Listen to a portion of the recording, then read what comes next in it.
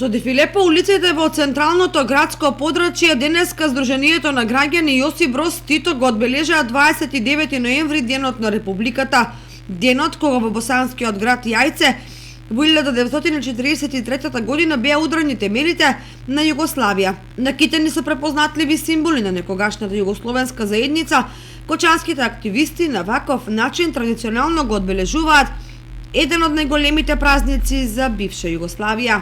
29 ноември, ден на Републиката, беше најголем празник во Југославија, бидејќи на тој ден се ударени темелите на новата социјалистичка држава Југославија.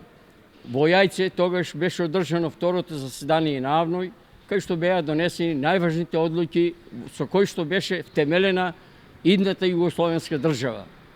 Тие одлуки понатаму послужија за да се створи југословенската држава во која сите републики и сите народи беа равноправни и во која слободата беше на високо ниво.